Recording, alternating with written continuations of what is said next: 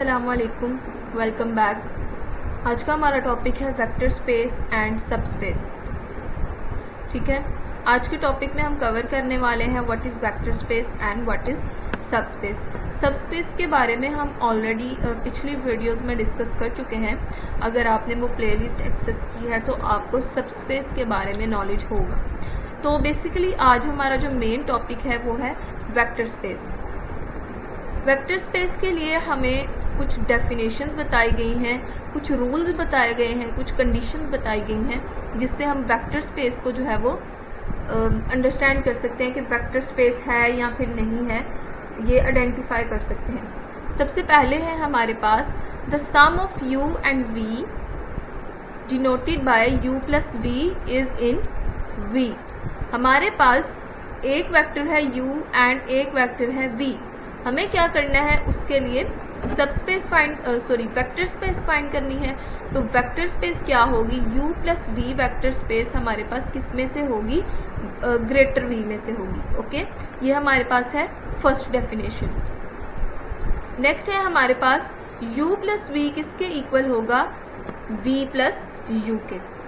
u plus v brackets के बाहर हमें अगर प्लस w कर दें और अगर यहाँ पर हम u की जो चेंज है प्लेस चेंज कर दें तो वो उससे कोई फ़र्क नहीं पड़ेगा, ये आंसर सेम आएगा। There is a zero vector zero in v such that u plus zero is equal to u। Okay, हमारे पास क्या होना चाहिए, वेक्टर स्पेस है हमारे पास v। ठीक है, वेक्टर स्पेस है हमारे पास v। अगर हम उसमें से एक वेक्टर ले u और उसमें ऐड कर दें ज़ीरो तो वो इक्वल आना चाहिए u के।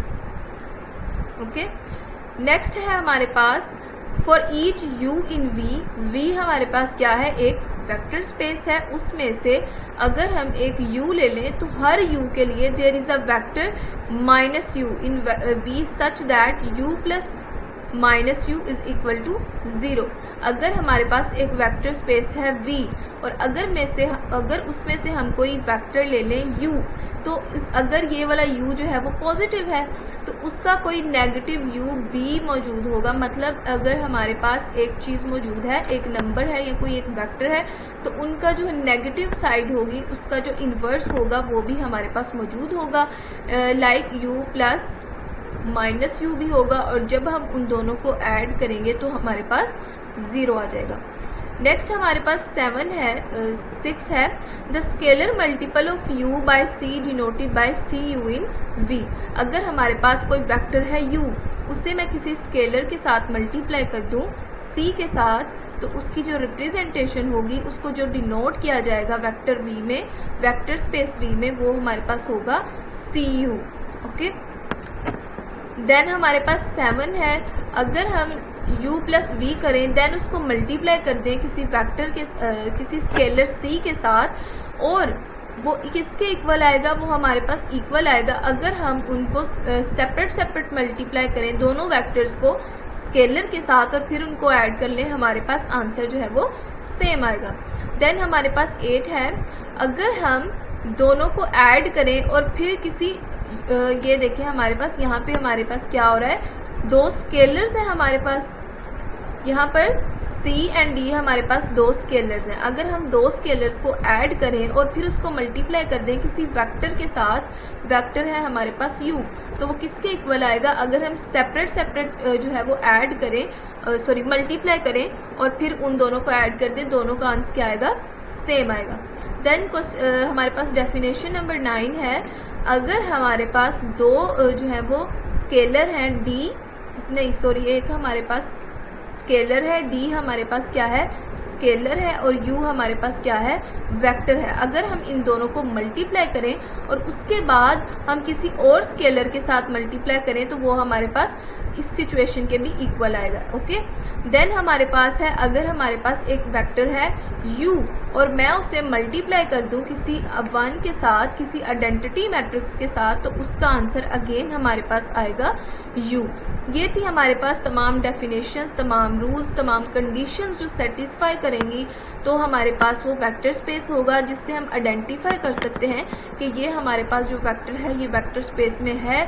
अगर इन कंडीशन से जो है वो सेटिस्फाई नहीं हो रही होंगी तो वो वेक्टर हमारे पास वेक्टर स्पेस में नहीं होगा। पहले हमने देखी हैं वेक्टर स्पेस के लिए डेफिनेशंस, ठीक है। अब हम देखते हैं सब स्पेस के लिए डेफिनेशन। सब स्पेस किसकी हमने सब स्पेस फाइंड करनी है? हमने वेक्टर स्पेस की सब स्पेस फाइंड करनी है, ठीक है। अ सब space of a vector space V is in a subset H of V that has 3 properties. हमारे पास सब स्पेस के लिए 3 प्रॉपर्टीज होंगी।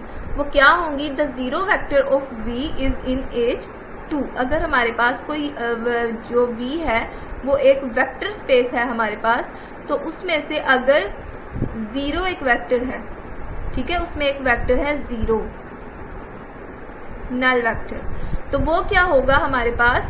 वो सबसेट होगा H का, वो सबसेट होगा H2 में, ओके। देन हमारे पास B है H is closed under vector addition. इसका क्या मतलब है? इसका मतलब है कि for each U and V in H हमारे पास क्या है? वेक्टर स्पेस का एक सबसेट है। The sum U plus V is in H। हमारे पास क्या होगा? अगर हम U और V लें और फिर उनको ऐड करें तो वो हमारे पास किस में होंगे? सबसेट में लाई करेंगे। किसके सबसेट में लाई करेंगे? वेक्टर स्पेस V के सबसेट में। देन हमारे पास C है H is closed under multiplication bye scalar that is for U in H and each scalar C the vector CU is in H। जैसे हमारे पास एडिशन जो है वो सबसेट H में लाई कर रहा था, हमारे पास स्केलर और वेक्टर की मल्टीप्लीकेशन भी किस में लाई करेगी? सबस्पेस H में लाई करेगी। यहाँ पर हमारे पास एक थ्योरम है, थ्योरम नंबर 1, जिसमें हमें कहा गया है if V1 up to so on VP are in vector space V then span V1 V up to so on VP is a subspace of vector V, vector space V। इसका क्या मतलब है? यहाँ पर हमें पता है कि स्पैन क्या होता है। हमारे पास स्पैन का मतलब होता है all possible solutions of linear combination, ठीक है। जितने भी पॉसिबल सॉल्यूशन होते हैं हमारे पास, अगर हमारे पास 3x3 मैट्रिक्स है तो उसमें पॉसिबल जितने भी सॉल्यूशन होंगे वो हमारे पास किस में आते हैं? स्पैन में आते हैं, ठीक है। उसमें हम लिख देंगे x1 x2 x3, जितने भी पॉसिबल सॉल्यूशंस होंगे वो हमारे स्पैन में आते हैं, ठीक है। लेकिन यहाँ पर कहा गया है कि अगर हमारे पास पॉसिबल सॉल्यूशन, सारे पॉसिबल सॉल्यूशन जो है वो वेक्टर स्पेस में भी आ रहे हों, यहाँ पर देखें कि सारे पॉसिबल सॉल्यूशन किस में आ रहे हैं? वेक्टर स्पेस में आ रहे हों, तो जो हमारा स्पैन होगा वो सब स्पेस हो जाएगा V की, ओके। V क्या है हमारे पास? यहाँ पे V हमारे पास एक वेक्टर स्पेस है। यहाँ पर देखें एक एग्जाम्पल दी गई है हमें, example number 11, let H be the set of all vectors of the form. H क्या है हमारे पास? सेट ऑफ ऑल वेक्टर्स है, जिसमें हमारे पास क्या फॉर्म आई है? A minus 3B B minus A B, okay. Where A and B are arbitrary scalars. A and B हमारे पास क्या है?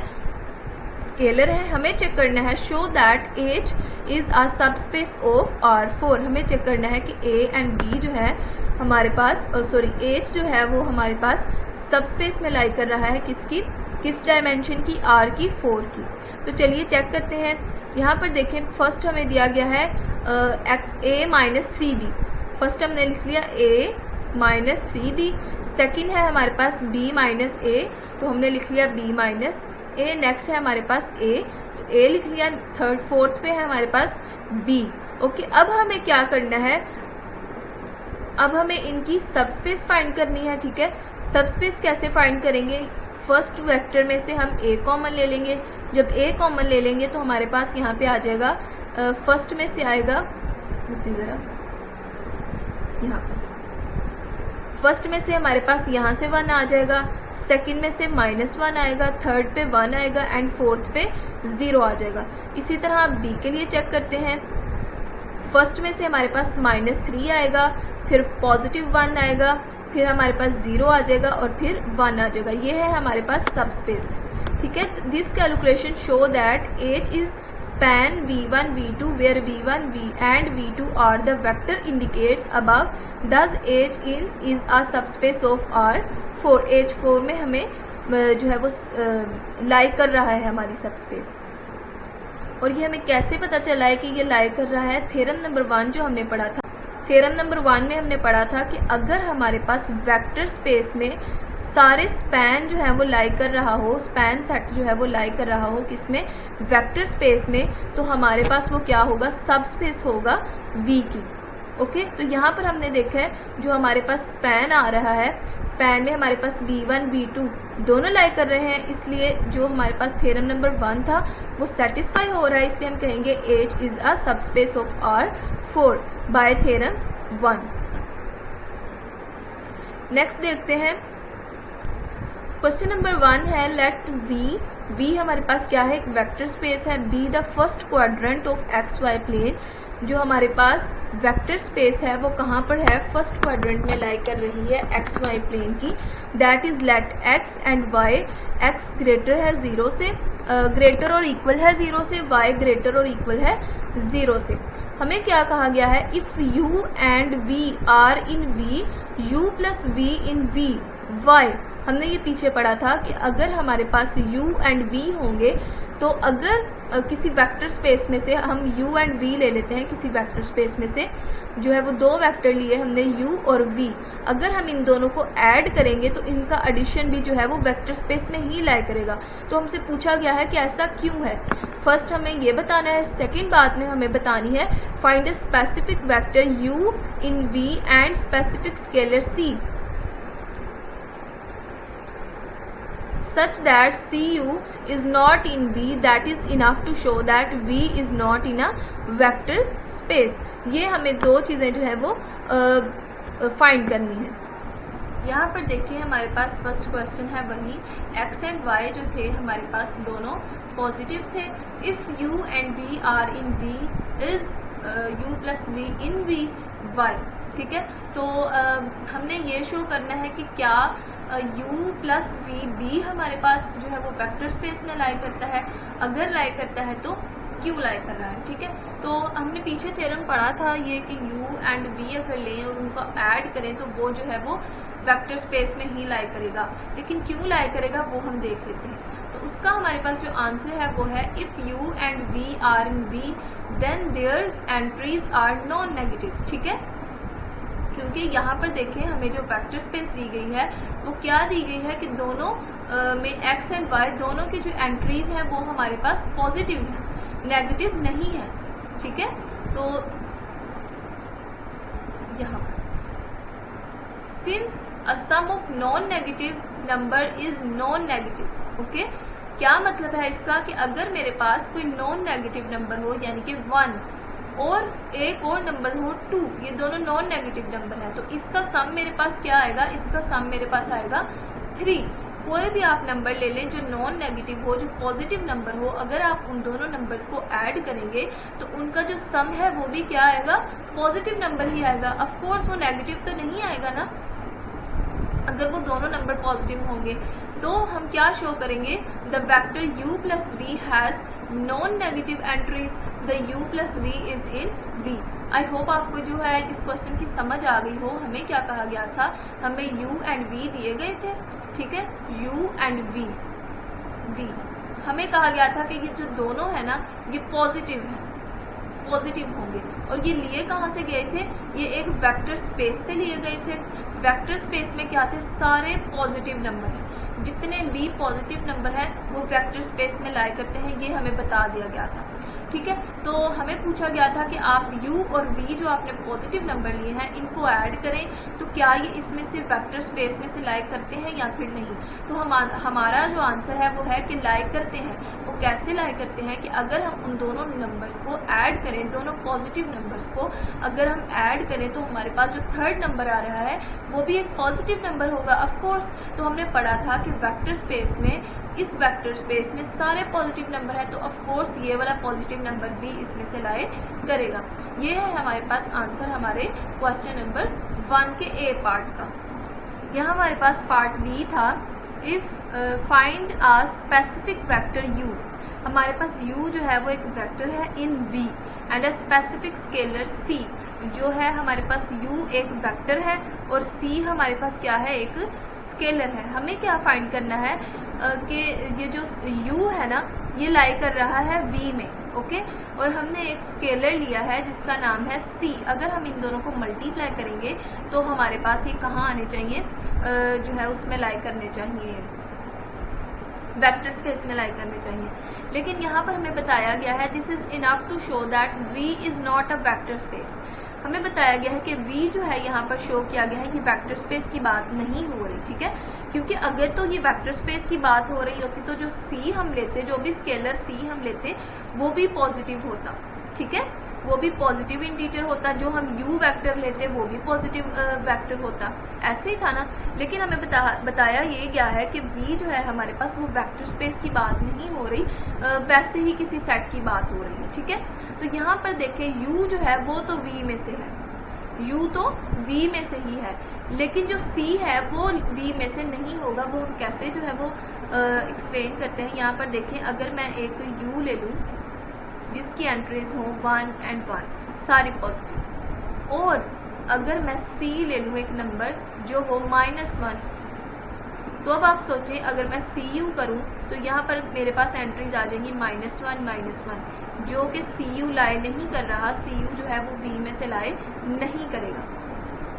तो यही हमारे क्वेश्चन का आंसर है कि यहाँ पर अगर हम एक पॉजिटिव इंटीजर लें तो और एक नेगेटिव इंटीजर हम ले लें स्केलर के लिए, ठीक है, और फिर हम उस वेक्टर और स्केलर को मल्टीप्लाई करें तो उससे जो आंसर आएगा cu को लाए नहीं करेगा v में से। ऑफ कोर्स अगर हम सेपरेट देखें u को तो सेपरेट u की जो वैल्यू थी वो हमारे पास पॉजिटिव ही थी, u जो है वो v में से लाए कर ही रहा था। ये है हमारे पास आंसर हमारे क्वेश्चन नंबर 1 का। क्वेश्चन नंबर 2 है हमारे पास let w be a union of first and third quadrant. First और थर्ड क्वाड्रेंट का यूनियन है हमारे पास in the xy plane, that is let w xy को जब मल्टीप्लाई करें तो हमारे पास क्या आ रहा है, ग्रेटर देन और इक्वल टू आ रहा है 0 if u is in w and c is any scalar, ठीक है। जो u है हमारे पास वो w में से है, w क्या है हमारे पास यहाँ पर वेक्टर स्पेस है, और c क्या है हमारे पास कोई भी स्केलर है। हमें बताना है is cu is in w y, ठीक है। तो ये हम पढ़ चुके हैं कि अगर हमारे पास एक वेक्टर हो v और एक स्केलर हो c, जो कि दोनों जो है वो वेक्टर स्पेस में से ही हो, और जब उनको मल्टीप्लाई करेंगे हम तो हमारे पास आंसर जो है वो वेक्टर स्पेस में से ही आएगा। लेकिन क्यों आएगा वो हम एक्सप्लेन करेंगे पार्ट ए में।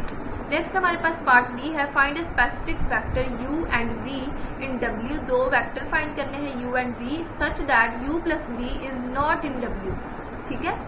यहाँ पर क्या बात हो रही है कि हमारे पास दो वेक्टर हैं u और v, लेकिन जब हम उन दोनों को ऐड करें तो u प्लस v हमारे पास जो है वो w में से नहीं आ रहा, ये शो करना है हमें। This is enough to show that w is not a vector space. Again w हमारे पास यहाँ पर वेक्टर स्पेस नहीं है पार्ट बी के लिए। क्वेश्चन नंबर 2 में से हमारे पास हमने u ये लिया है, कोई स्पेसिफिक c लेना था स्केलर, तो c ले लिया उन्होंने c, ओके। अब हमने क्या करना है, इन दोनों को मल्टीप्लाई करना है और फिर चेक करना है कि क्या ये हमारे पास वेक्टर स्पेस में से लाई करते हैं या फिर नहीं करते। तो ये लाई करने चाहिए, ये हमने प्रूफ करना है। तो यहाँ पर देखें जो वेक्टर है हमारे पास वो है u x एंड y, ठीक है, और जो स्केलर लिया है वो लिया है c।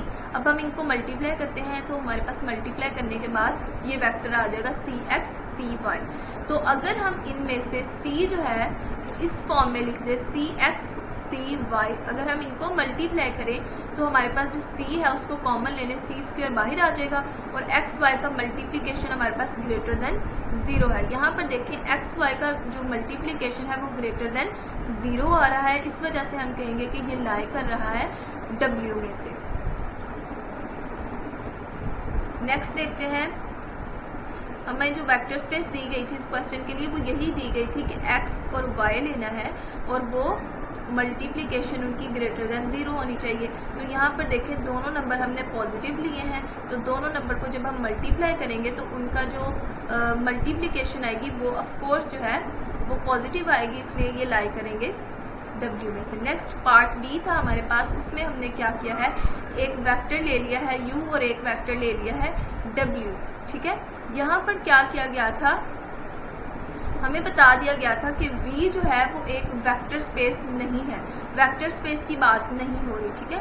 U जो है एक वेक्टर ले लिया हमने नेगेटिव, और W जो है वो हमने पॉजिटिव ले लिया, और जब हम इन दोनों को ऐड तो ऑफ कोर्स ये W में से लाई नहीं कर रहे, क्योंकि एक हमारे पास नेगेटिव है और एक हमारे पास आ रहा है पॉजिटिव।